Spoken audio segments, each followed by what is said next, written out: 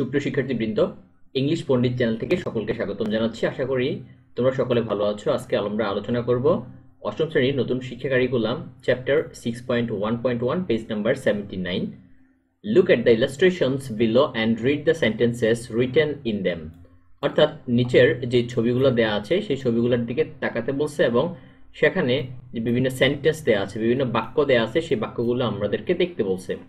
In groups discuss the question that follow, এবং তার নিচে যে প্রশ্নগুলো দেওয়া আছে সেগুলো নিয়ে আলোচনা করতে হবে। অর্থাৎ এখানে যে ছবিগুলো আছে সেই ছবিগুলো হচ্ছে আমাদের মূলত প্রশ্নের একটা পর্ব। সো এগুলোর উপরে ভিত্তি করে আমাদের প্রশ্নগুলোর আনসার এখানে করতে হবে। এখানে আমাদের 4টা কোয়েশ্চেন আছে, সেই কোয়েশ্চেনগুলো আনসার আমাদের করতে হবে। সো কথা না বাড়িয়ে আমরা সরাসরি আমাদের মূল আলোচনায় চলে যাই। আমাদের প্রথম কোয়েশ্চেনটা দেওয়া আছে, how many types of writing can you see? অর্থাৎ সেখানে তুমি কত ধরনের লেখা দেখতে পাচ্ছ।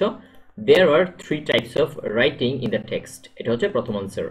দ্বিতীয় আনসার হচ্ছে, what are they called? তাদেরকে কোনটাকে কি নামে ডাকা হয়? One is newspaper, article, another is curriculum vitae, and the last one is personal letter. অর্থাৎ প্রথমটাকে বলা হয় নিউজপেপার অনুচ্ছেদ, দ্বিতীয়টাকে বলা হয় কারিকুলাম ভিটা কিংবা সিভি, তৃতীয়টাকে বলা হয় হচ্ছে ব্যক্তিগত চিঠি। তারপর হচ্ছে question number C, how often do you read and write them? তুমি এগুলো হচ্ছে কি প্রায় লিখেছিলে বা কতবার লিখেছো এবং এগুলোকে মানে কতবার পড়েছো, এই ধরনের বিষয় হচ্ছে আমাদের এই কোয়েশ্চেনটা। I actually read news paper daily, আমি প্রায় প্রতিদিনই সংবাদপত্র পড়ে থাকি, but never right anything in any news paper.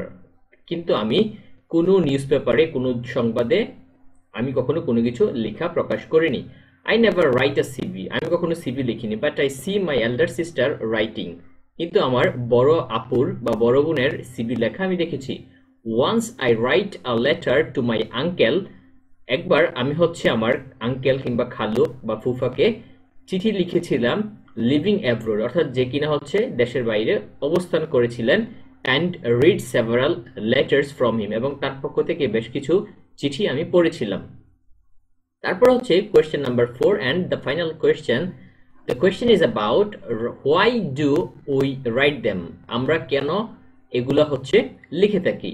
We write a news article to publish of share our views, ideas or solution in any particular topic. অর্থাৎ news পেপারে আমরা article প্রকাশ করি কারণ তার মধ্য দিয়ে আমরা হচ্ছে আমাদের পার্সোনাল কিংবা আমাদের নিজস্ব মতামত, ধারণা এবং হচ্ছে বিভিন্ন বিষয়ের যে সমাধান সেটা আমরা প্রকাশ করতে পারি।